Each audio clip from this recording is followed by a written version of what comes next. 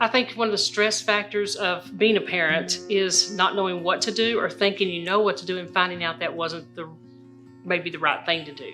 There's a difficulty in finding the balance and wanting the perfect kid, the perfect child, the perfect teenager.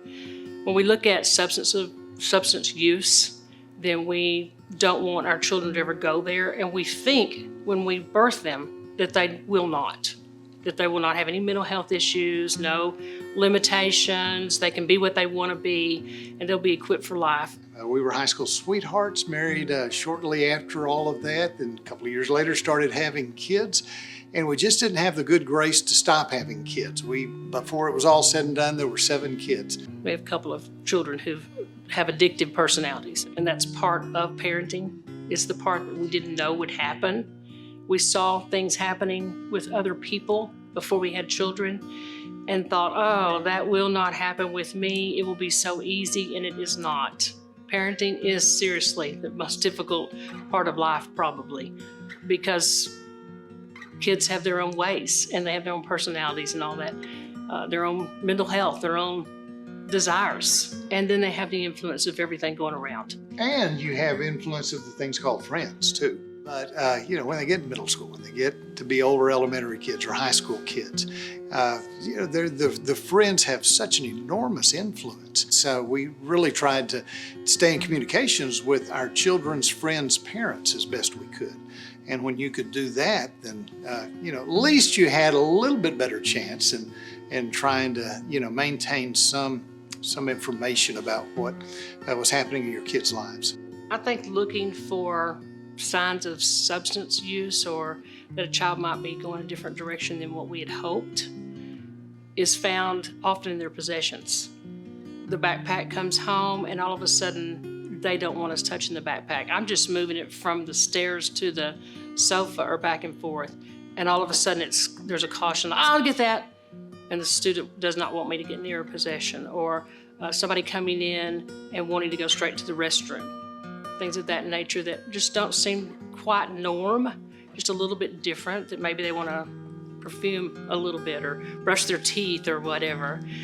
Friends not coming in the house, wanting to stay outside instead of coming in. Well, one of our kids came back and had a little lighter with a marijuana leaf on it. As a 6th grader, you're kind of thinking, well, we do need to be more attentive, but maybe there's some things like that, some phone calls they're making, some posters they're putting up in their rooms, different things that show that their interests are changing. When red flags appear in what's going on with our children, it really is necessary to look for that outside help. Relying on the outside resources of our community is important.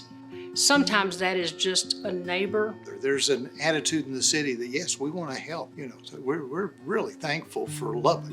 The same thing is true with our own personal friends and how that we watch the children, watch our teenagers and our young people together. But also people who are just important coaches and people that they are natural mentors. For us, the red flags a lot of times came through somebody telling us something. That reaching out comes through a lot of different avenues and just asking questions. As parents, we've got to ask questions. We can't be afraid. We can't be afraid to be strong parents, and we have to realize that. Every child is struggling. And so it's okay when your child struggles. As parents, when our children would struggle, there was a temptation to soft code it. Oh, honey, this is just the way you feel today. Or, you'll get over that. Well, let's have a positive attitude. The sun will come up tomorrow. It's easy to answer those type of responses when a child is especially when they're a teenager, thinking that mood will swing the other way and not realizing it's an issue to deal with. So it's okay, and every child is struggling. And we don't need to let pride interfere with some help that we could be giving our sons and daughters. There were many things that we had to change as parents, things that I thought I was taught as a kid. This is staunch and this is just gospel here. This is truth. But sometimes we had to realize the choice that we made because we've been told that for a long time was something that we as parents needed to back down on and realize that our child, we had a learning moment. We talk about our kids grabbing learning moments. We had to grab some learning moments as parents.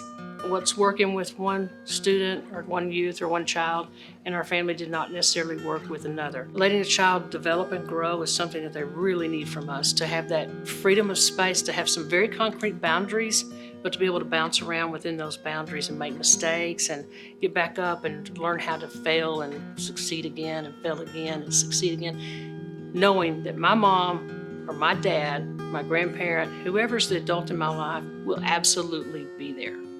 If you don't have a child that's out succeeding everywhere and blowing out the stats on the football field or running for student council president, making it, they're still great kids. It's so important to realize this is a marathon that we're all participating in as parents. When the child starts to err or do something that we don't want, it might not even be really an erring, it might be just something that's not our opinion or a way that we wanted them to go, picking a friend that we didn't prefer or something, then sometimes parents really neglect their children, or they start hovering over, or they begin to be militant and my way, highway. You're gonna make some mistakes along the way too, and maybe some of those mistakes did have some good outcomes. The real tragedy comes in not handling an issue with a child, ignoring it, because it goes on and grows and gets larger. And then it appears in adulthood. So if we have the privilege of finding out something's going on with our children when they're young, especially as young as elementary or middle school, but then again in high school or college, we better grab on it quick. You just can't let it be swept under the carpet. And saying that, so many things we found out about our kids, we found out years later. And I guess, we wish we could have known some of those things earlier on. We wanted to be, and I know all parents want to be as attentive as they can be to, what's happening in the lives of their kids. Sometimes you just can't. But at the same time, try to be as attentive as you possibly can. It is so vital, so important, so essential that we as parents accept those responsibilities. Do not worry about the transparency and all that judgment that may come. These issues are so prevalent right now. It is, I don't know if you can find a family unit that hadn't been touched by some of the social ills or the mental illness or mental health, the substance use, underage drinking, etc.